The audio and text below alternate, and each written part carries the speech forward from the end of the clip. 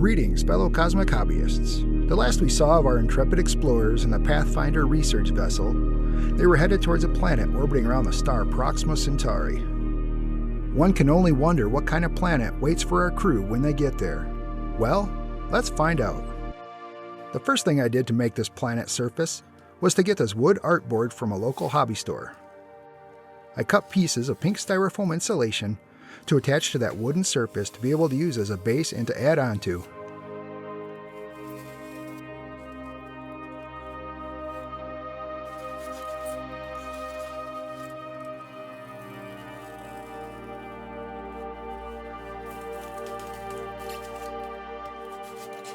After laying out the shapes in a form which I imagined is an old dry ancient riverbed and rough cutting them out, I roughed up the surface of the foam with a wire brush to give the urethane glue that I used to stick it all together something more to bite into.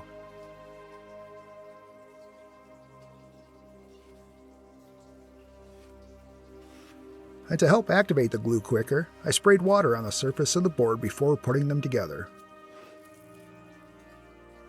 I glued all the main pieces of foam together, then looked around for weight I could use to hold it in place.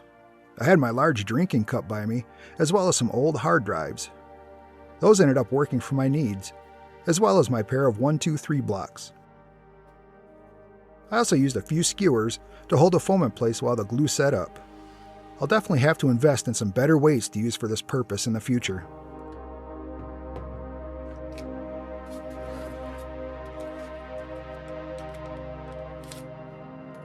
After all the glue had set up, I trimmed away the excess from the edges and did some shaping of the future hilt edges with my large hobby knife.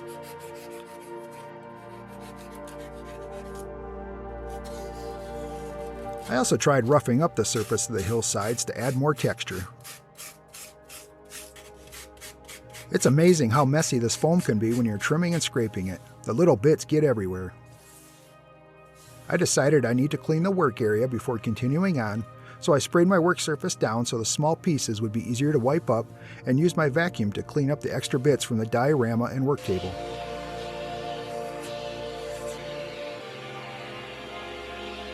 After all this was clean and ready to go, it was time to place some plaster rocks.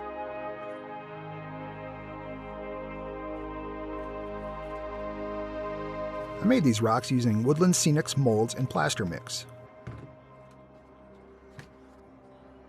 I love the variety of shapes these give for the dioramas. And if you get a rock that you like but it's just too big for the area that you're working on, you can actually break the rock into little pieces to fit where you want it better.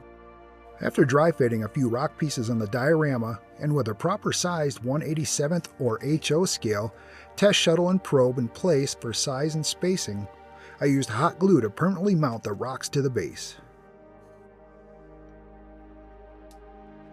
I then mixed up some Sculptamold to a cottage cheese consistency and added it to the base of what would eventually be the dried riverbed, then placed more Sculptamold on the hillsides.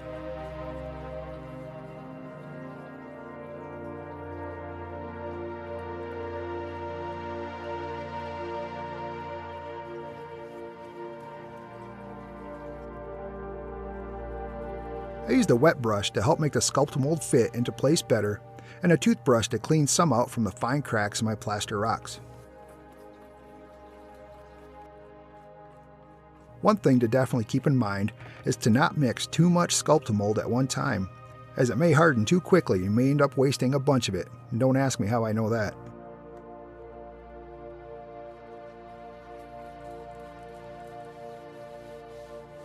It turns out my attempt at adding texture to the hillsides didn't really show up too well, so I placed more plaster rocks along the sides of the hills, and I pasted them in place with some of the plaster mix. Then I made more Sculptamold to lock them in place and to fill in the gaps between the rocks.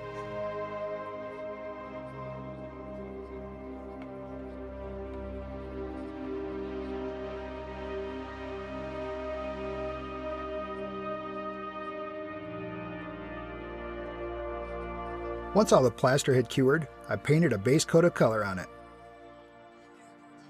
I initially used a coat of Vallejo mahogany brown, but decided it was way too dark of a base for the various washes I wanted to use and to allow them to actually show up.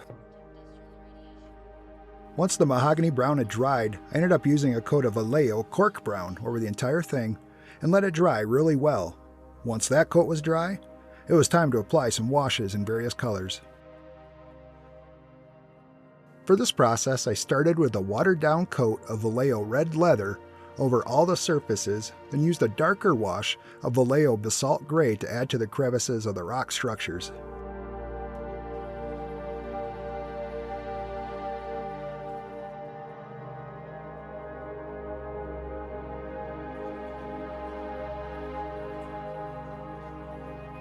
While that was drying, I made some thin styrene panels to cover the sides of the diorama to clean up the outside of it.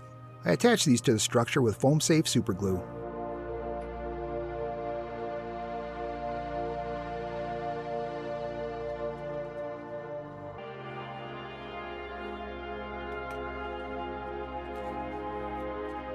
After the styrene panels were added and the rest of the paint dried, I dry brushed the edges of the rocks with the Vallejo cork brown.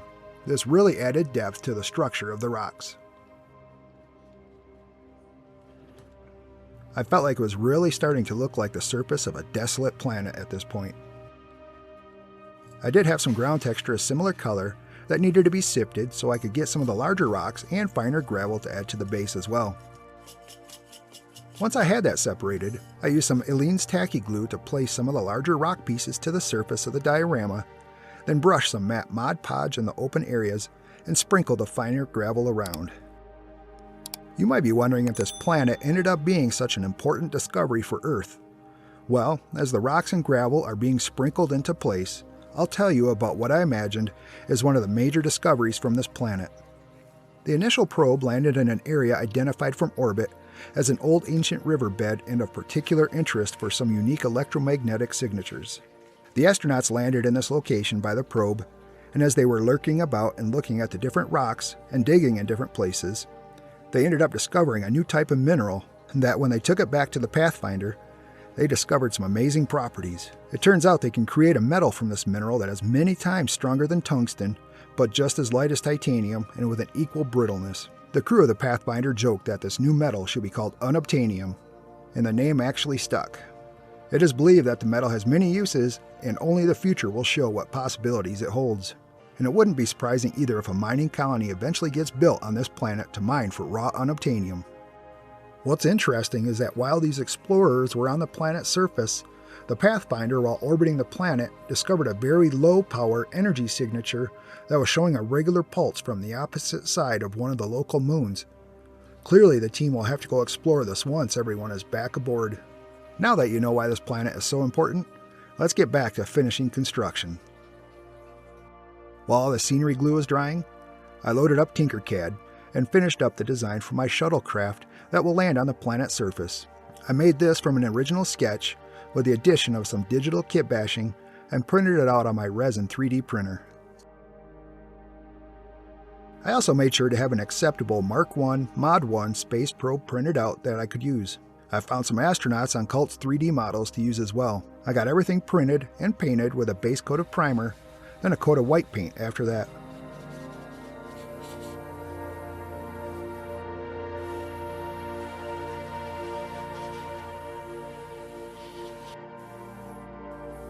Once the shuttle was painted, I added detail to it with some blue painted stripes, laser printed decals, and windows painted with the same copper finish as the Pathfinder vessel. I also named this shuttle the Roxy Bella after one of our old border collies, whose name was Roxy. Her name will forever live on now in the annals of YouTube stardom. I let the shuttle dry real well, then sprayed some all-clad gloss on it and added the weathering to the surface. I figured this would be on a dusty reddish planet, so I used the appropriate burnt umber for the wash. I made the wash by mixing a little bit of that burnt umber oil paint into odorless mineral spirits.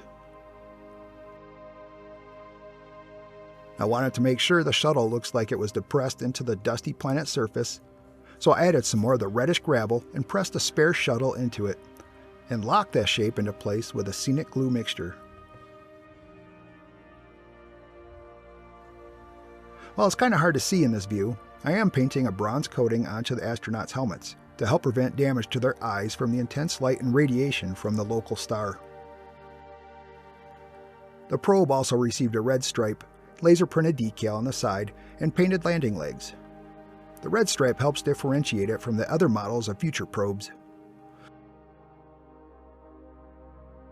Once the styrene panels were painted black, to add some nice contrast to the whole diorama, I sprayed a coat of all-clad flat to seal in the decals and the washes. I really like the oil paint and odorless mineral spirits for a wash. What's your favorite weathering technique? Let me know in the comments below. Once the pieces all had the matte finish on them, I also used some reddish, rusty-colored weathering powder to make everything look dusty and dirty, like they might on an old dried-up planet like this. After all the surfaces were weathered and the rocks and gravel were put into place, I glued all the astronauts to spots that might make sense for the exploration and sample collection they might be doing. I also figured they might like a little bit of space as well, since they've been in pretty tight quarters aboard the Pathfinder for a few weeks. And once everything was in its proper place and final touch-ups were done, I called it good.